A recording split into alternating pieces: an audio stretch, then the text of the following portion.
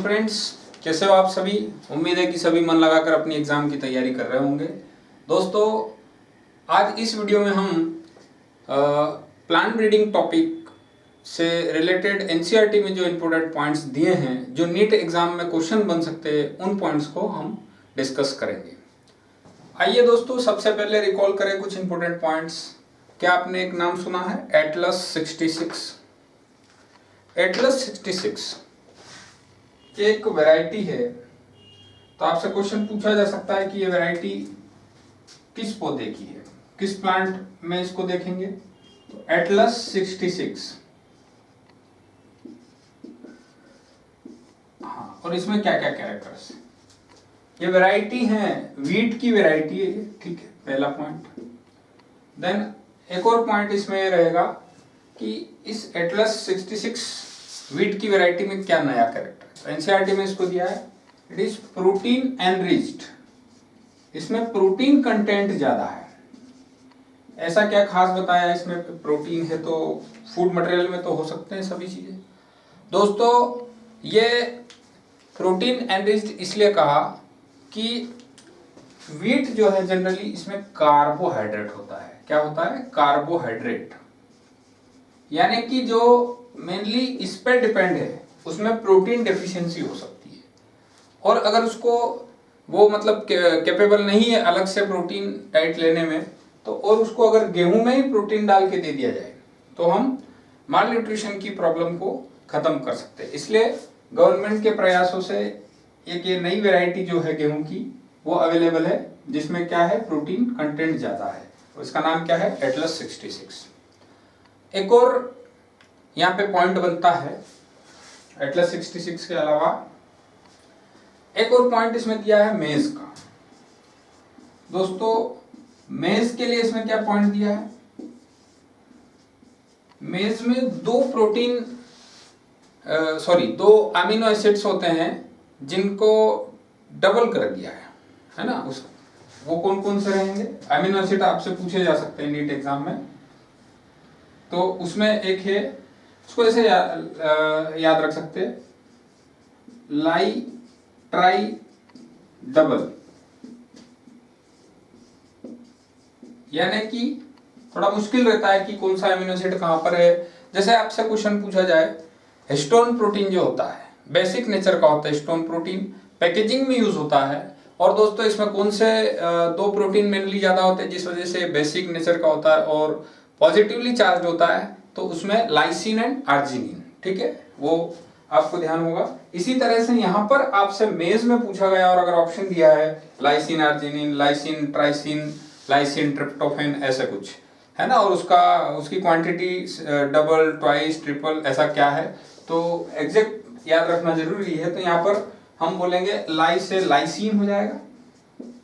एक तो lysine amino acid इसमें ज्यादा है, दूसरा ट्राई से ट्रिप्टोफेन, ये ध्यान रखेंगे, है ना, TRY, ट्राई से पूरा इसको ट्रिप्टोफेन, ये एमिनो एसिड इसमें ज्यादा रहेगा।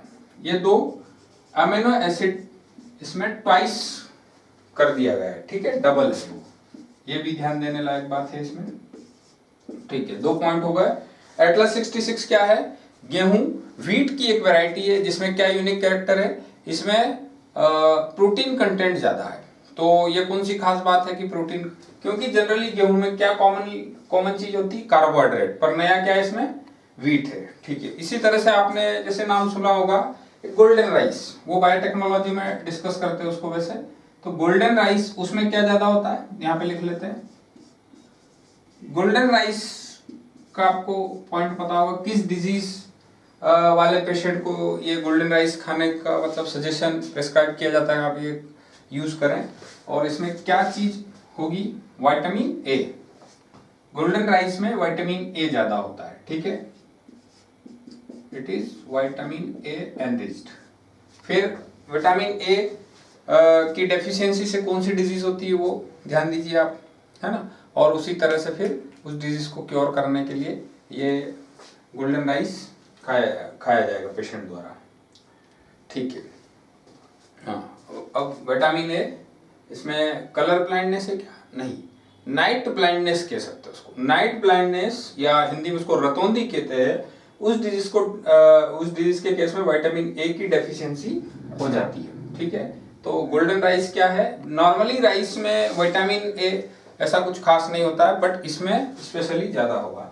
दोस्तों आप देख रहे हैं ये सभी बायोफोर्टिफाइड या बायोफोर्टिफिकेशन एक हेडिंग होता है, उसके पॉइंट्स है। ठीक है, तो लाइट ट्राई डबल मीन्स क्या हुआ, लाइसिन एंड ट्रिप्टोफैन का अमीनो एसिड अमाउंट डबल कर दिया गया किसमें, मेज में। ठीक है, तो उसकी न्यूट्रिएंट वैल्यू बढ़ा दी गई है। ये सारी चीजें प्लांट ब्रीडिंग के थ्रू हुई है। Plant breeding for disease resistance, plant breeding for food nutrition enhancement, ऐसे अलग अलग हेडिंग वाइज इसमें आपके बुक में दिया गया है। Plant breeding for developing resistance to insect, इसको लेकर भी यहाँ पे पॉइंट्स दिए हैं। एक इसमें पॉइंट दिया है ब्रेसिका, ब्रेसिका यानी कि मस्टर्ड।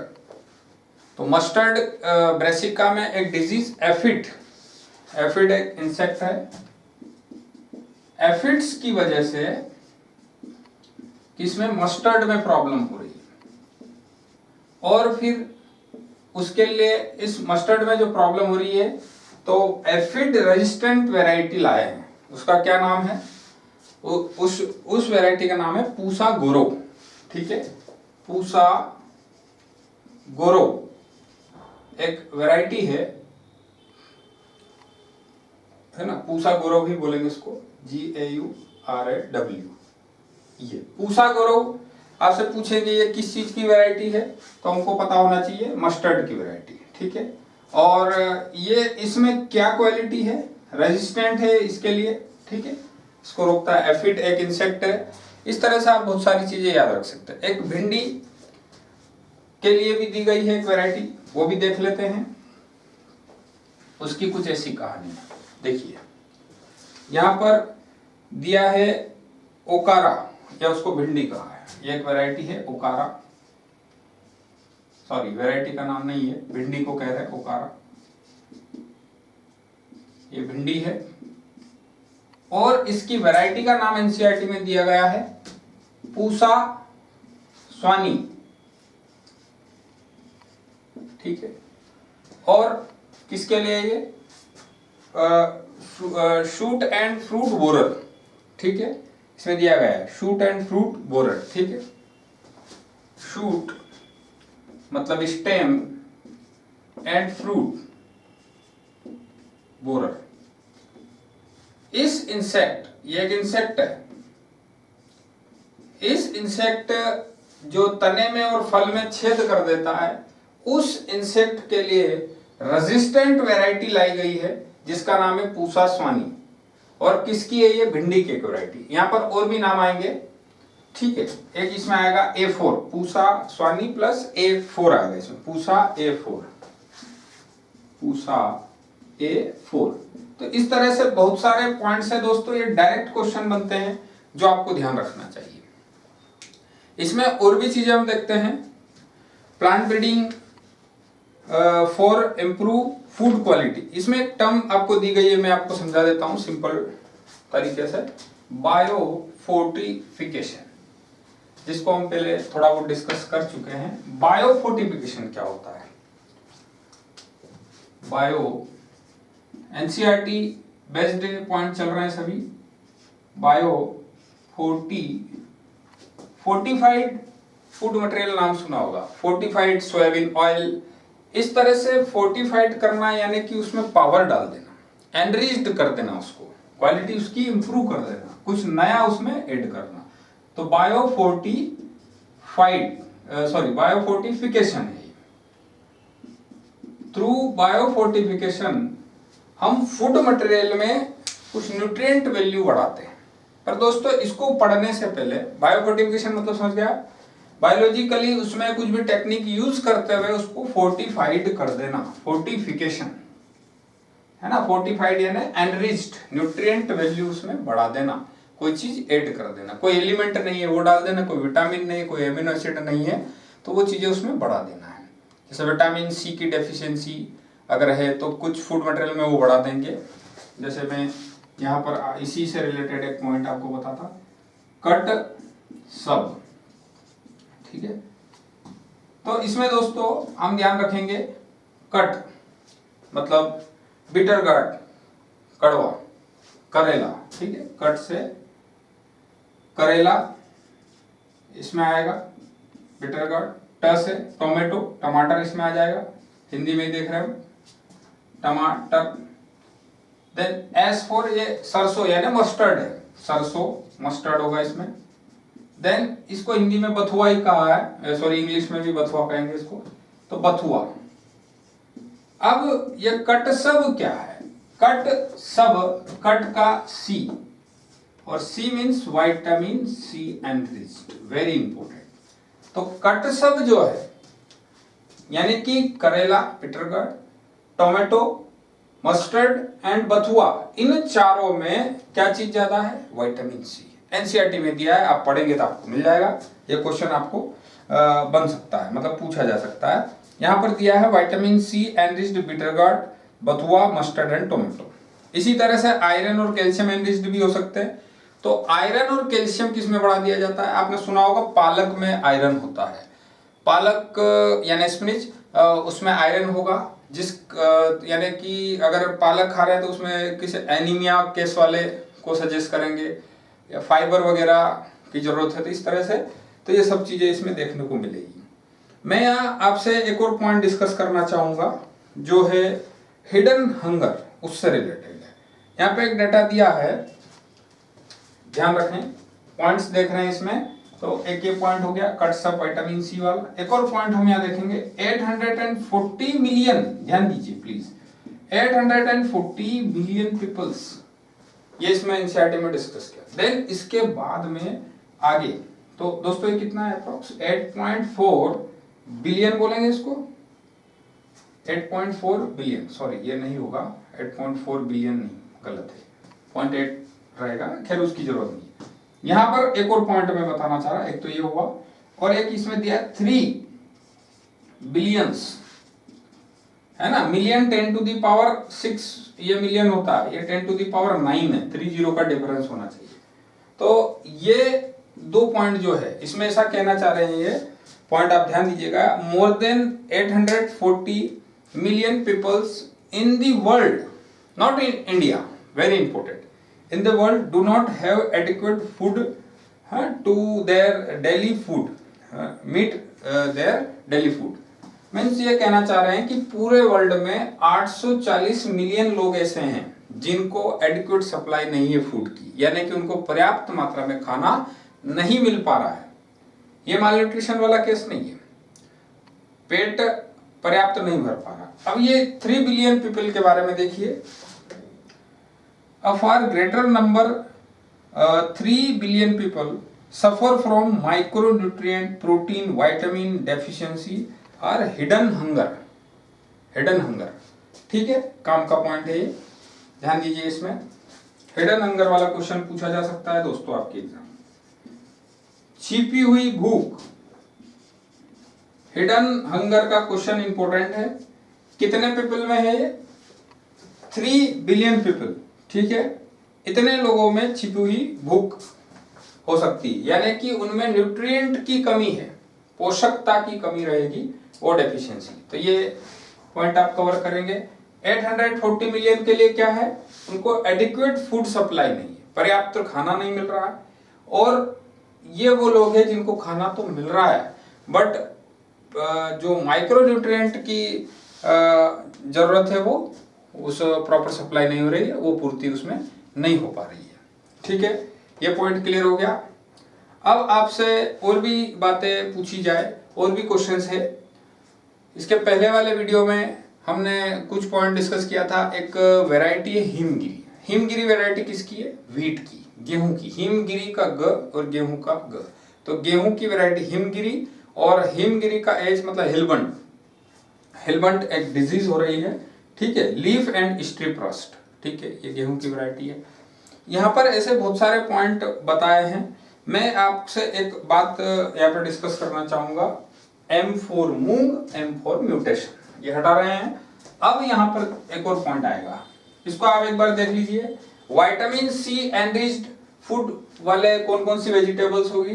तो कट सब, कट का सी यानी कि विटामिन सी, करेला, टमाटर, सरसों, बथुआ, है ना, बिटर गार्ड रहेगा, टोमेटो, मस्टर्ड एंड बथुआ।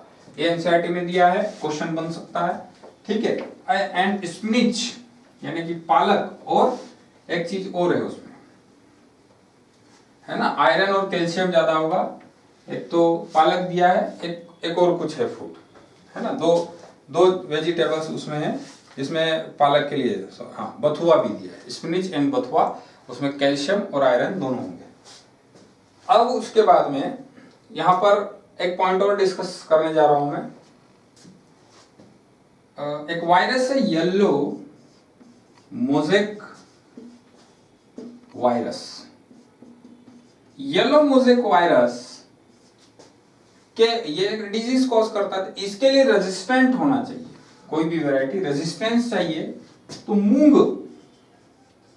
मूंग बीन या मूंग जो होता है, मूंग बीन में येलो मोज़ेक वायरस के लिए रेजिस्टेंट प्रोड्यूस करने के लिए कौन सी मेथड यूज हुई? M for moong, M for mutation. तो म्यूटेशन के थ्रू मूंग की रेजिस्टेंट वैरायटी बनाई गई। और किसके लिए रेजिस्टेंस है उसमें? Powdery mildew and yellow mosaic virus, powdery mildew भी इसमें दिया है, ठीक है। तो म्यूटेशन ब्रीडिंग कहलाएगा ये। इस तरह से दोस्तों बहुत सारे पॉइंट्स है, आप ध्यान दें तो आपको सभी ये कवर होंगे और एग्जाम में क्वेश्चंस पूछे जाते हैं। एक पॉइंट और पूछा जा सकता है, न्यूट्रिशन वैल्यू बढ़ाने की बात हो रही है। अच्छा हाँ, बायो फोर्टिफिकेशन चल रहा है। तो इस बायो फोर्टिफिकेशन में अगर देखेंगे तो मेन पॉइंट यही है कि किसी भी फूड में उसकी न्यूट्रिएंट वैल्यू, पोषकता, उसको बढ़ाना। जैसे कि एटलस 66 देखा हमने, एटलस 66 में क्या है कि उसमें हम ये देख रहे हैं कि गेहूं में जनरली ओनली कार्बोहाइड्रेट होता है, कुछ उसमें विटामिन वगैरह हो सकते हैं, बट यहाँ पर उसमें हमने क्या बढ़ा दिया, जो दाल वगैरह बीन्स में होता है वो चीज, यहाँ पर गेहूं में हमने प्रोटीन डाल दिया। इस तरह से और भी एग्जांपल्स हमने देखे। मेज में लाइट राइट डबल यानी कि लाइसिन एंड ट्रिप्टोफैन डबल कर दिया मेज में। और भी एनसीईआरटी में पॉइंट्स दिए। तो यहाँ पर इन्होंने बताया protein content and quality, content बढ़ा देंगे, क्वालिटी सुधार देंगे, oil content and quality, vitamin content and micronutrient and minerals बढ़ा सकते हैं, है ना। इस तरह से सारे पॉइंट्स यहाँ पर कवर होते हैं। और इसमें बता रहा है कि Indian agriculture research institute new Delhi ने ये बहुत सारी चीजें रिलीज की है, जैसे कि अभी कट्सअप जो डिस्कस किया वो, और प्रोटीन एनरिच के लिए ब्रॉड, लवलव, फ्रेंच, गार्डन पी वगैरह। तो छोटे छोटे पॉइंट एक नजर आप घुमाकर सारी चीजें ध्यान रख सकते हैं। नेक्स्ट पॉइंट हम यहाँ पर डिस्कस करने वाले हैं, वो वर्ड है सिंगल सेल प्रोटीन, SCP। दोस्तों इतनी ज्यादा पॉपुलेशन है और उनके लिए फूड अवेलेबल कराना तो साइंटिस्ट वगैरह के लिए एक चैलेंज की बात है। तो ऐसे में कुछ नया रास्ता ढूंढना पड़ता है। तो यहाँ पर एक नया कंसेप्ट आया है सिंगल सेल प्रोटीन, यानी कि जो यूनिसेल्युलर ऑर्गेनिज्म होते हैं उनको कहीं ग्रो करने दिया जाए तो वो प्रोटीन प्रोड्यूस करते हैं। इसमें एक एग्जांपल दिया है यहाँ पर स्पाइरुलिना। स्पाइरुलिना एक ऐसा ही एग्जांपल है जो एक सिंगल सेल लिविंग ऑर्गेनिज्म है जो कि प्रोटीन प्रोड्यूस करता है। जैसे कि कुछ पोटैटो प्लांट वगैरह है तो उनका जो वेस्टेज निकलता है उस वेस्टेज एरिया में ये ग्रो करके प्रोटीन प्रोड्यूस कर सकते हैं। SCP, single cell protein, SCP, ठीक है। तो ये भी एक क्वेश्चन बन सकता है, स्पाइरुलिना वगैरह, ठीक है, आपके इसमें एनसीईआरटी में दिया है, ठीक, आप इसको पढ़ सकते हैं, इंपोर्टेंट वर्ड। इसमें कुछ बैक्टीरिया के नाम दिए हैं, मेथाइलोफिलस, मेथाइलोट्रोपस, ये बैक्टीरिया भी ऐसा कर सकते हैं। और अप्रोक्स बता रहे हैं 25 टन प्रोटीन प्रोड्यूस कर सकते हैं ये बैक्टीरिया। देन उसके बाद में एक और पॉइंट है टिश्यू कल्चर, यानी कि टिश्यू को मतलब कल्चर मतलब एक तरह का संवर्धन, यानी कि उसको ग्रो कराना, उगाना, उसकी खेती करना, है ना। टिश्यू कल्चर, टिश्यू की खेती करना, ऐसा सिंपल वर्ड में कह सकते हैं टिश्यू कल्चर। इसमें हम माइक्रो प्रोपागेशन वर्ड सुनेंगे और इसमें एक वर्ड हमको देखने को मिलेगा टोटिपोटेंसी, टोटल पावर। और दोस्तों इसमें एक और वर्ड देखने को मिलेगा सोमा क्लोन, सोमा क्लोन। ये सब चीजें इसमें देखने को मिलती है। टिश्यू कल्चर में एक्चुअल में हम क्या कर रहे होते हैं, लैब में पेट्री डिश, इसमें हम टिश्यू को ग्रो कराते हैं, उसका नंबर बढ़वाएंगे और फिर उसमें से जो भी सेल लेंगे, एक पॉइंट और है इसमें, वेरी इंपॉर्टेंट पॉइंट रहेगा ये, एपिकल, ये जो सेल्स ली है, जिन सेल को हम उसका कल्चर करना चाहते हैं, जिन सेल का यानी जिसका नंबर बढ़ाना चाहते हैं, वो सेल हम लेंगे कहां से, या तो वो एपिकल टिश्यू होगा और एक्सिलरी, ये पॉइंट दिया है एनसीईआरटी में, है ना, एपिकल या एक्सिलरी मेरिस्टेम से लिया हुआ टिश्यू, इसकी सेल को ही हम यहाँ ग्रो कराएंगे, देन उसके बाद में बाकी की बातें होंगी। तो इसको लेके एक पॉइंट है, कैसा क्यों, तो डिजीज फ्री होता है मेरिस्टेम, जो टिश्यू होगा इसमें कंटिन्यूअस सेल डिवाइड होती रहती है, इसलिए ये इन्फेक्टेड सेल नहीं रहती, इसमें कोई भी वायरस या बैक्टीरिया का इन्फेक्शन देखने को नहीं मिलता है, इसलिए मेरिस्टेम लेते हैं। डिजीज फ्री बोलेंगे, इन्फेक्शन फ्री, कंटामिनेटेड नहीं होगा, तो इन सेल्स को हम कह सकते हैं ये डिजीज फ्री सेल रहेगी इसकी सेल। ठीक है, ये पॉइंट है। एक ये क्वेश्चन बनता है कि टिश्यू कल्चर के लिए जो सेल्स ली जाती है वो मेरिस्टेम टिश्यू से क्यों लेते हैं, या वायरस से इन्फेक्टेड क्यों नहीं रहती, क्योंकि मेरिस्टेम टिश्यू की सेल्स रैपिडली डिवाइड होती है, जिसमें इन्फेक्शन ग्रो नहीं कर पाता। देन उसके बाद में पॉइंट है totipotency. What do mean by totipotency, यानी कि किसी एक सेल में ही पूरे प्लांट को ग्रो करने की, पूरे प्लांट को बना देने की पावर होती है, उसी को कहते हैं टोटीपोटेंसी। इस वर्ड को आप तोड़ के देखेंगे तो ये टोटल पोटेंसी यानी पावर, ठीक है, टोटल पावर पूरे प्लांट को। देन माइक्रो प्रोपागेट करना यानी कि बढ़ाना, है ना, सूक्ष्म प्रवर्धन है माइक्रो प्रोपागेशन, यानी कि एक तरह से हम कह सकते हैं टोमेटो वगैरह इनके रोप, छोटे छोटे पौधे तैयार करते हैं, तो वो माइक्रो प्रोपागेशन मेथड के थ्रू लैब में किया जाता है। और इसमें क्लोन मतलब जेनेटिकली